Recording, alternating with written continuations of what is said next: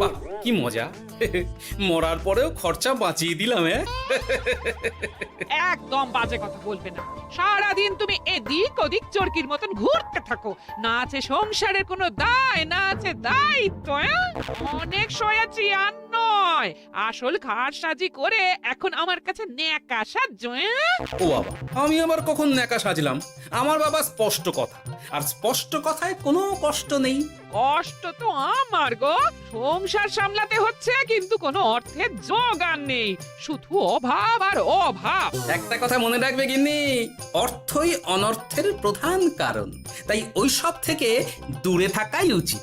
আমি আর তোমার এসব কথাই বলবো না। হ্যাঁ, তোমার যদি সংসারে বিন্দু মাত্র গাফিলতি দেখি না, এবার একেবারে মহারাজকে নালিশ করে ছাড়বো। হ্যাঁ বাপরে বাপ, এ তো দেখছি মশা মারতে কামান দাগা।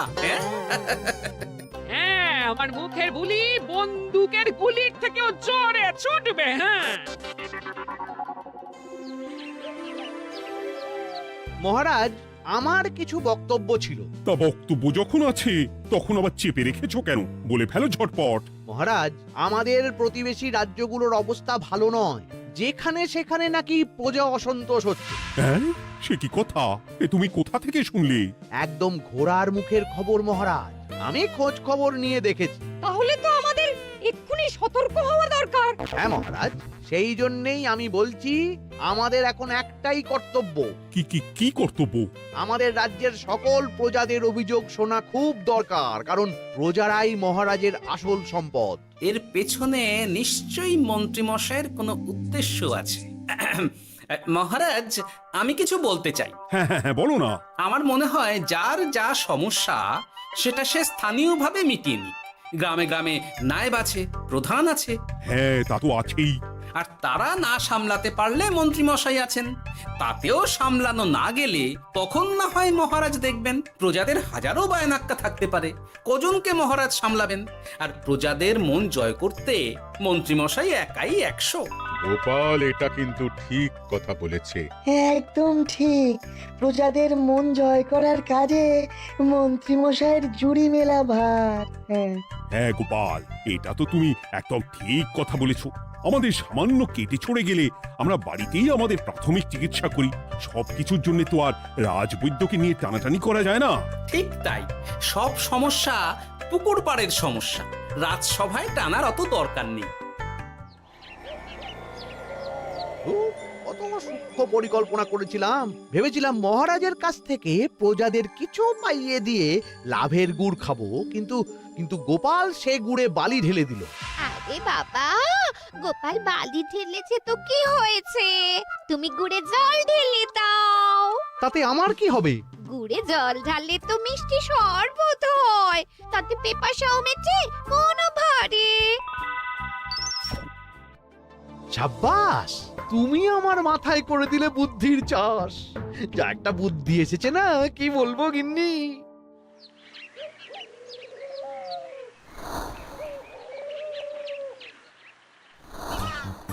উফ, বাপরে বাপ, কি চাঁদি ফাটা গরম রে বাবা। গিন্নি, ও গিন্নি, এক ঘটি জল দাও দেখি। বাপরে বাপ, সূর্য যেন মাটিতে নেমে আসবে। উফ, এই নাও ধরো। আচ্ছা, গুড় বাতাসা কিছু তো একটা জলের সাথে দিতে হয় নাকি? হ্যাঁ, উফ, যেমন যোগান থাকবে তেমনই পাবে। এতেই শৈলে শান্তি, না হলে ভোগান্তি, বুঝে নাও। দিদা তো পুরো জামা ঘষে দিল রে। তোরা আবার দিদার হয়ে দল ভারী করতে এসেছিস? হ্যাঁ না, আমরা কয়েকদিন ধরে দিদার কাছে নারকল নাড়ু খাবো বলে বায়না করেছি, আর দিদা একই কথা বলে ভাগিয়ে দিচ্ছে। কি করা যায় বলো তো দাদু? বল বল দাদুকে বল। দাদু হাত গুটিয়ে ট্যাগ গুটিয়ে রাখলে কিভাবে নারকোল নাড়ু হবে? কি করি বলো তো? আমরা তো আর দাদুর থেকে চিন্তাই করতে পারবো না। চুরি ডাকাতিও পারবো না। নালিশ তো করতে পারবি। তোরাও আমার সাথে চল, মহারাজের কাছে তোদের দাদুর নামে নালিশ ঠুকে আসি। হ্যাঁ, আচ্ছা, সংসারের অশান্তি এত দূর টানার কি দরকার? এতে তোমারই এমন চাঁদ পানা আলো মুখ কালো হয়ে যাবে গিন্নি। এত মাখন দিতে হবে না, অনেক সয়েছি, এবার প্রতিবাদ। হ্যাঁ, দেখো দাদু, দিদা কিন্তু আগ্নেয়গিরি হয়ে আছে। তুই বাজার থেকে গুড় নিয়ে এলেই দিদার মুখ মিষ্টি হয়ে যাবে। হ্যাঁ, আর দিদার মুখ থেকে মিষ্টি কথার বৃষ্টি হবে। হ্যাঁ, তাছাড়া তো আর উপায়ও নেই। উফ, আবার খরচ।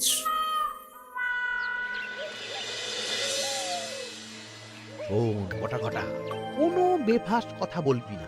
আমি যেমন যেমন শিখিয়েছি তুই ঠিক তেমন তেমন বলবি।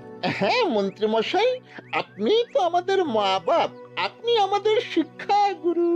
ব্যবসা করলে লোকজন একটু এদিক ওদিক করে, আমাদের ওই এদিক ওদিকের মাঝখানে সেই দিকটা চেপে ধরতে হবে। হ্যাঁ, একদম খপ করে। ওই তো গুড়ের আড়তে চলে এসেছি, তাহলে কথাটা আপনি পারুন। এই যে পটলা, বলুন মন্ত্রী মশাই, আমার দোকানে সদল বলে তোর নামে যে একটা বড় অভিযোগ আছে। অভিযোগ আমার নামে? হ্যাঁ, আমার কাছে খবর আছে এবারে নাকি যে গুড়ের যোগান হয়েছে তাতে চিটে গন্ধ আছে। ইয়ে না মানে অত মানে কি করছি? এই বটা ঘটা, তোরা একটু খেয়ে পরীক্ষা করে দেখ। রাজ্যবাসীর কথা ভেবে আমাদের তো এটা করতেই হবে। হ্যাঁ দেখছি, ভাই দেখি একটু গুড় খেয়ে দেখি।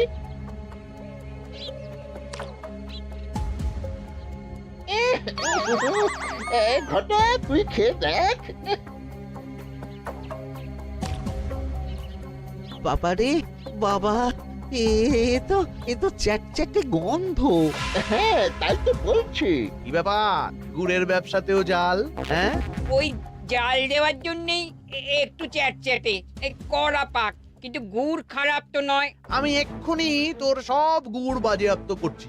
এরপর রাজদরবারে বিচার হবে, তখন ভালো খারাপ সব বেরিয়ে যাবে। কেমন?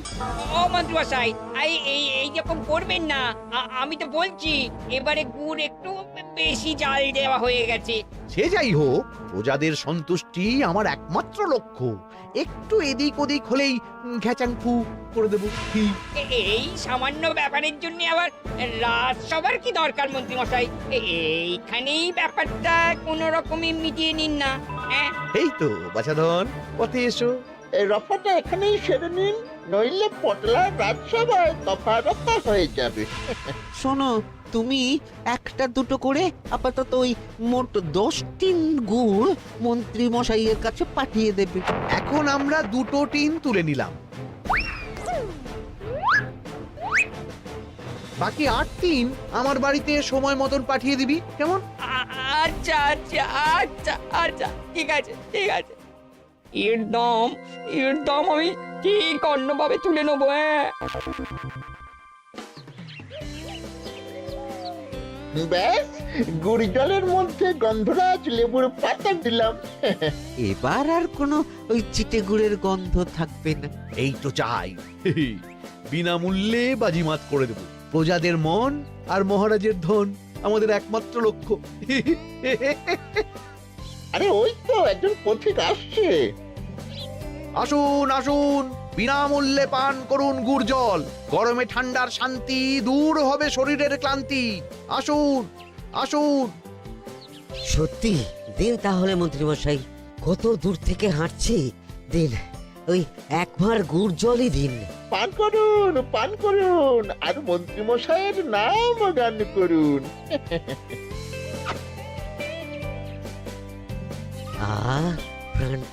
প্রাণটা জুড়িয়ে গেল। আর একবার পাওয়া যাবে? সবই আপনাদের জন্য, বিনামূল্যে গুড় আর জল।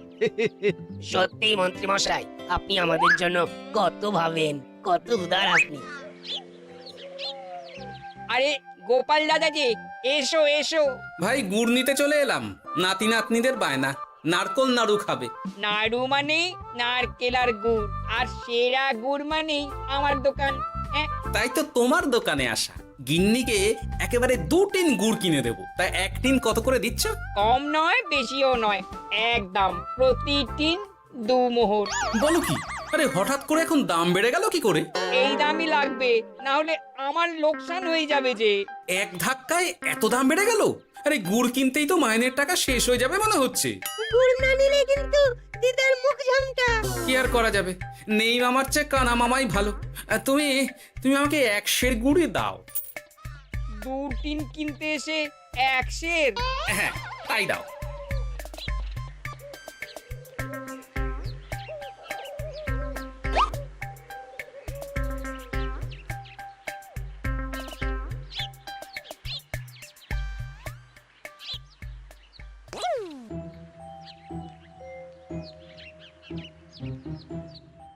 ও দাদু, তুমি ওখানে দাঁড়িয়ে আছো কেন গো? চলো চলো, ঘরে চলো। যত তাড়াতাড়ি বাড়ি যাবে তত তাড়াতাড়ি নাড়ু হবে। বটাকে দেখলাম ওই দোকানে ঢুকলো আর দুটো গুড়ের টিন তুলে নিয়ে চলে গেল, কিন্তু কোনো দাম দিল না। কি বলছো গো? এ তো বিশাল খাতির। এই শোন, তোরা একটু বটার উপর নজর রাখিস তো। হ্যাঁ, সে তো রাখতেই হবে। বড়টা কাকা তো আমার মন্ত্রী মশাইয়ের ডান হাত বলে কথা। তবে একটা কথা দাদু, তুমি 2 টিন গুড়ের বদলে 1 সের নিয়ে যাচ্ছ। তোমার কিন্তু কপালে দুঃখ আছে। সে কি আর করা যাবে বল, কপালের নাম গোপাল।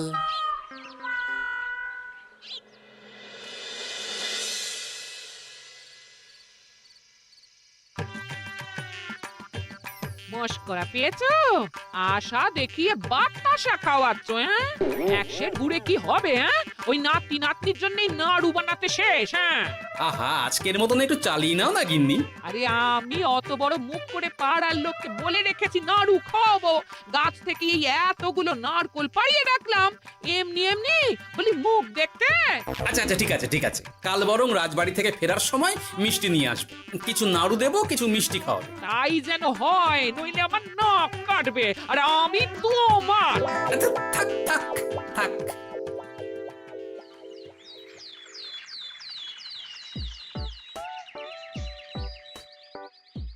ওই দেখ, দাদু ফিরছে, চল ধরি।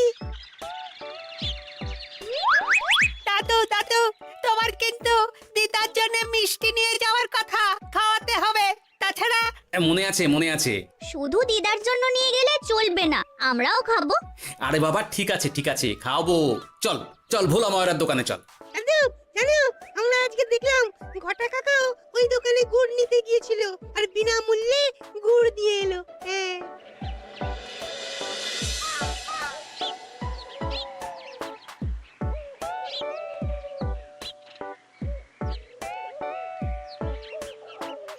এ কি গো ভোলা, এত তাড়াতাড়ি দোকানের ঝাঁপ ফেলে দিচ্ছ?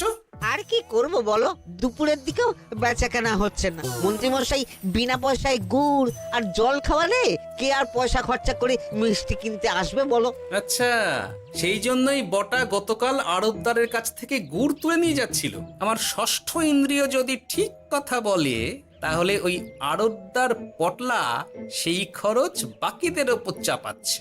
নইলে গুড়ের এত দাম তো বাড়তে পারে না।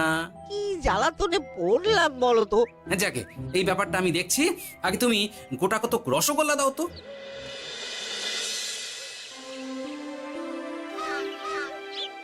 বলি তুমি আর একটু অপেক্ষা করো পুঁটির বাবা, উনি এক্ষুনি চলে আসবেন। হ্যাঁ হ্যাঁ হ্যাঁ হ্যাঁ মা ঠাকুরন। আরে মুটির বাবা যে, এ নাও ধরো। বলো বলো বলো, সব ভালো তো? আর ভালো, এভাবে চলতে থাকলে চাষবাস সব মাথায় উঠবে। কেন গো, কি হয়েছে? আর বলো না গোপাল দাদা, মন্ত্রী মশাই তো বিনা পয়সায় সবাইকে দেদার গুড় আর জল খাওয়াচ্ছে। আর সবাই তো গুড় আর জলকে গাছের তলায় শুয়ে লম্বা ঘুম দিচ্ছে, কেউ চাষাবাদ করছে না। নয়, হ্যাঁ, মন্ত্রী মশাই এমন কল খাটিয়েছেন যে সবাই ওই রাস্তা ধরেছে। আরাম পেলে কে আর কাজ কাম করতে চায় বলো? সে কি, আহা, এভাবে চাষাবাদ ছেড়ে বিশ্রাম নিলে যে কদিন পরে সবাই খেতে পাবে না। গুড় জলের লোভে সবাই আরাম পিপাসু হয়ে গেছে। ঠিক আছে, আমি দেখছি কি করা যায়।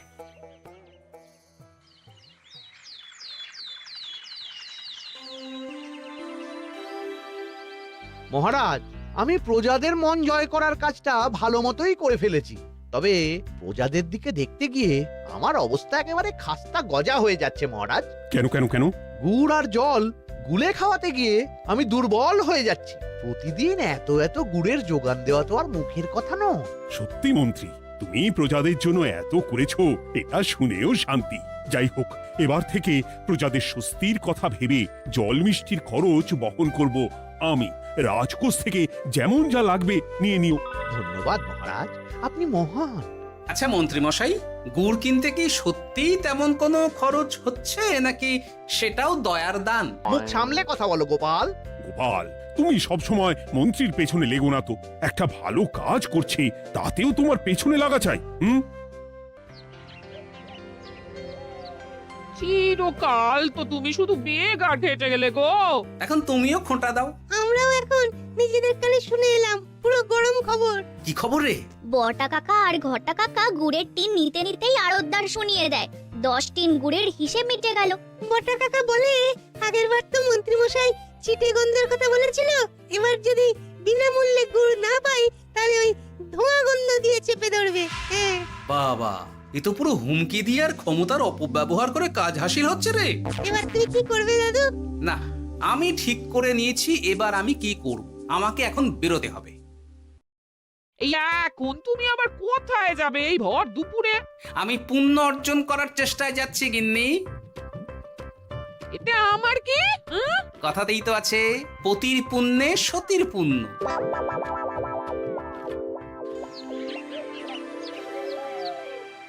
মহারাজ, মন্ত্রীমশাই আমার চোখ খুলে দিয়েছে, তাই আমি ঠিক করেছি পশ্চিমের গ্রামে গুড় জল খাওয়াবো।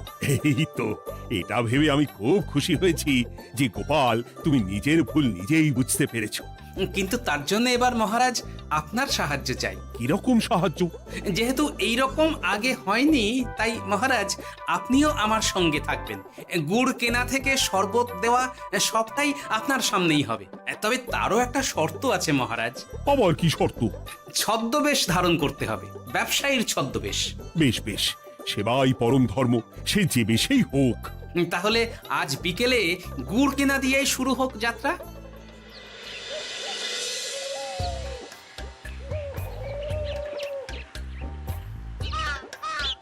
আমাদের 10 টিন গুড় লাগবে।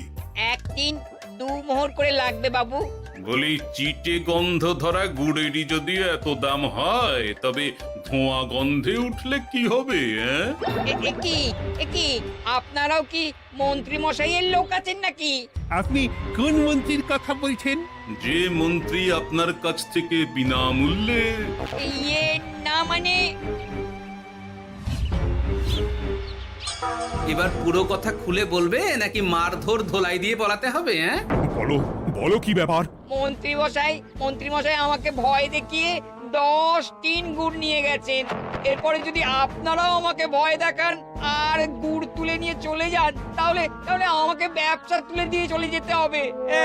আসল ব্যাপারটা কি একটু খোলসা করে বলো তো। কদিন আগে মন্ত্রী মশাই আর ওনার 2 সাকরেদ বটা আর ঘটা এলো, তারপর। এই যে পটলা, বলুন মন্ত্রী মশাই। আমার কাছে খবর আছে এবারে নাকি যে গুড়ের যোগান হয়েছে তাতে চিটে গন্ধ আছে। কি ব্যাপার, গুড়ের ব্যবসাতেও জাল? হ্যাঁ, আমি এক্ষুনি তোর সব গুড় বাজেয়াপ্ত করছি। ও মন্ত্রী মশাই, এই রকম করবেন না। শোনো, তুমি 1-2 করে আপাতত ওই মোট 10 টিন গুড় মন্ত্রী মশাইয়ের কাছে পাঠিয়ে দেবে। এবার আপনি বলুন, আমি সাধারণ ব্যবসায়ী হয়ে রাজ্যের মন্ত্রীর বিরুদ্ধে কিভাবে লড়বো, কি করব? আচ্ছা, এই ব্যাপার। তোমাকে কোথাও যেতে হবে না, আর মন্ত্রীকে বিনা পয়সায় গুড়ও দিতে হবে না। দেখলেন তো মহারাজ, মন্ত্রী মশাইয়ের ভালো মানুষের মুখোশের আড়ালে কোন মুখ লুকিয়ে আছে। সত্যি গোপাল, তুমি আমার চোখ খুলে দিয়েছো। চলো তো মন্ত্রীর গুড় জল কেন্দ্রে চল।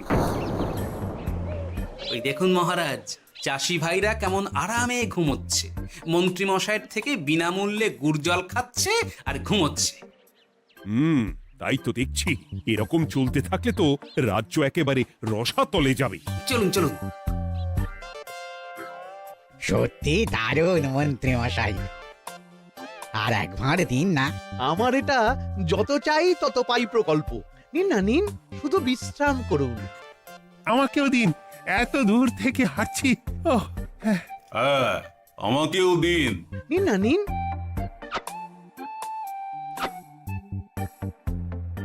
শরবতে কেমন চিটে গন্ধ। হ্যাঁ, তাই তো দেখছি। এই ভালো করে লেবু পাতা চটকাসনি নাকি? ইয়ে না মানে বেশি চটকালে যে তেতো হয়ে যাবে। এই মশাই, আপনারা খেলে খান, নইলে চলে যান। আমরা তো দুজনে যাব না মন্ত্রী, সাথে তোমাকেও নিয়ে যাব। সাধারণ গরিব দোকানদারের সঙ্গে চলো না, ভয় দেখানো। এবার আপনাকে মহারাজ ভয় দেখাবেন, শুলে চড়াবেন, গুড় নিয়ে গুলবাজি, হ্যাঁ? ভয় দেখিয়ে গুড় তুলে এনে লোককে খাইয়ে নাম কিনছো? তারপর আবার আপনার কাছ থেকে মোহর নিয়ে রাজকোষ ফাঁকা করছে।